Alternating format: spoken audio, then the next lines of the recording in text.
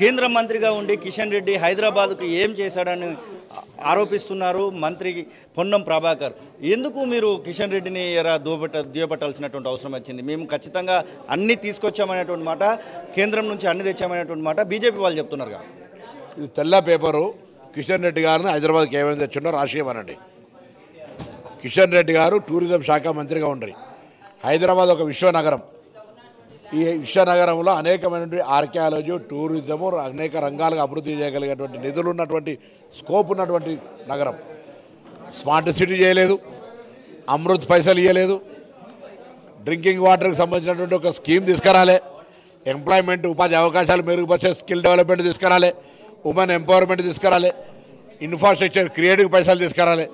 నేను సూటిగా అడుగుతా ఉన్న, హైదరాబాద్ జిల్లా జిహెచ్ఎంసీ పరిధి నుంచి పార్లమెంటు సభ్యుడిగా ప్రాతినిధ్యం వహిస్తున్న మీరు హైదరాబాద్ నగర అభివృద్ధికి 10 ఏళ్లుగా మీ ప్రభుత్వం కానీ మీరు కానీ ఏం చేసినారో చెప్పమని అడుగుతా ఉన్నా. ఏం చేయకుండా మౌనంగా ఉండి 6 నెలల చిన్న ప్రభుత్వాన్ని మీరు హైదరాబాద్ మొత్తం అనాథగా మారిపోయిందనే మాట మాట్లాడితే, అనాథ కావడానికి కారకులు ఎవరు? కిషన్ రెడ్డి గారు. హైదరాబాద్కు ఏం తీసుకొచ్చినారు? 15th ఫైనాన్స్ నిధులు తప్ప 100,000 ప్రతిపాదనలు పంపితే కూడా హైదరాబాద్ అభివృద్ధి పట్ల స్పందించని మీరు హైదరాబాద్ బ్రాండ్ ఇమేజ్కు భంగం కలిగే విధంగా కేంద్రంలో ఉన్నటువంటి మంత్రిగా హైదరాబాద్ గురించి విమర్శిస్తే ఇది మంచిది కాదు అనే మాట చెప్తాను. నిరుద్యోగులకు సంబంధించినటువంటి విషయంలో ఒక ప్రతిపాదన వస్తూ ఉంది. డిఎస్సిని పోస్ట్పోన్ చేయాలని, గ్రూప్ 2, గ్రూప్ 3 పోస్ట్పోన్ చేయాలని నిరుద్యోగులకు సంబంధించినటువంటి ప్రతిపాదనలు చాలా వస్తూ ఉన్నాయి. వారి విషయంలో మాట్లాడాలంటే నేను వాళ్ళందరికీ విజ్ఞప్తి చేస్తున్నా. తెలంగాణ రాష్ట్ర ప్రభుత్వం పక్షాన ఒక ఉద్యమ నాయకుడిగా, విద్యార్థి నాయకుడిగా, రాష్ట్ర ఎన్ఎస్సీ అధ్యక్షుడిగా పనిచేసిన వ్యక్తిగా, ఉద్యోగం క్యాలెండర్లు ప్రకారంగా నియామకం చేపడతామని చెప్పింది మేమే. ఎన్నికల కోడ్ వల్ల జాప్యం జరిగితే ఏమైంది? క్యాలెండర్ డిమాండ్ చేసినటువంటి వాళ్ళు వీళ్ళే. ఉద్యోగ నియామకాల క్యాలెండర్ని ఇస్తే ఉద్యోగ నియామకాలు చేపట్టడం ఇష్టం లేని ప్రతిపక్షాలు ఆటంకాలు కలిగించాలని కొంత వాళ్ళ విద్యార్థి సంఘాలతో ఇటువంటి రెచ్చగొట్టే ప్రయత్నం చేస్తారు. నేను ఖచ్చితంగా సిన్సియర్గా చదువుకునే విద్యార్థులను విజ్ఞప్తి చేస్తూ ఉన్నా, మీరు చదువు మీద శ్రద్ధని పెట్టండి. ఒకవేళ ఏదైనా వాయిదాలు వేయాలనుకుంటే తప్పకుండా ప్రభుత్వం తరఫున అటువంటి ఆలోచన చేస్తాం. ఇందులో మీ మీద ఓవర్ బర్డెన్ అయ్యేటువంటి విధంగా ఏం షెడ్యూల్ లేదు. ఉన్నదని మీరు భావిస్తే నేను మీతో చర్చించి దానికి సంబంధించి దాని మీద గౌరవ ముఖ్యమంత్రి గారితో కూడా చర్చించి నిర్ణయం తీసుకోవడం సిద్ధంగా ఉన్నాం. కానీ అనవసరంగా ప్రతిపక్షాల ఉచ్చులో పడి అనవసరంగా చదువుకోవాల్సిన విలువైన సమయాన్ని వృధా చేసి భవిష్యత్తులో అనేక ఇలా ఉద్యోగాలకు ఉండేటువంటి మీ యొక్క అంశాన్ని నష్టపోకండి.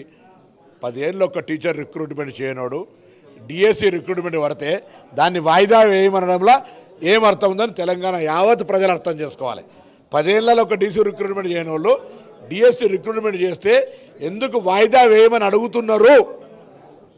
జవాబు చెప్పాలి. బల్కంపేటకు సంబంధించినటువంటి విషయంలో మేయర్ మీకు సంబంధించి ఒక ట్రయల్ జరుగుతూ ఉంది. మేయర్ దాని విషయంలో పోలీస్ కంప్లైంట్ కూడా ఇచ్చినటువంటి సందర్భం కనబడుతుంది. ఈ ట్రోలర్స్ పైన మంత్రిగా ఒక మంత్రిని, ఒక మేయర్ని పట్టుకొని ఆ ట్రోలర్స్ పైన మాట్లాడుతున్నటువంటి వారిపైన మేము రిటర్న్లో పోలీస్ కంప్లైంట్ చేసినాము.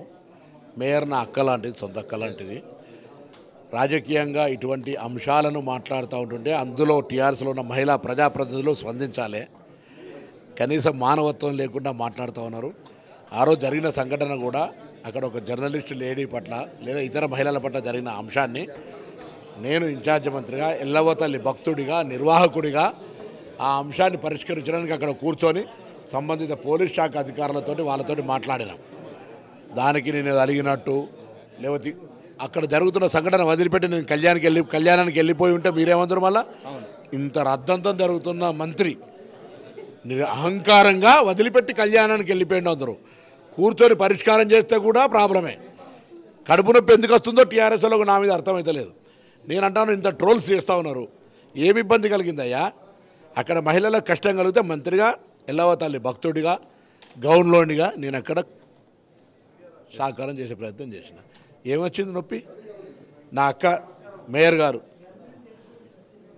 ఆ రోజు మా ఇంట్లో నేను, నా భార్య, మా అక్క అందరం కలిసి వచ్చినాం. పక్కన కూర్చొని మాట్లాడుతుంటే అంత ట్రోల్ చేసే ఒక అసభ్యకరంగా చేస్తుంటే వానికి పార్టీ టీఆర్ఎస్ పార్టీకి బుద్ధి ఉందా? మహిళా ప్రజాప్రతినిధులారా ఒకసారి టీఆర్ఎస్లో ఒకసారి అటువంటి వీడియోలు చూసి రేపు మీకు కూడా ఇటువంటిది పెడితే తలలు ఎడబెట్టుకుంటారని అడుగుతాను.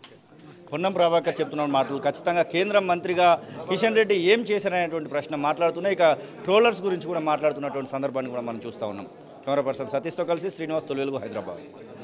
అసలైన తొలి వెలుగు. ఫాలో వాట్సాప్ @తొలి వెలుగు official.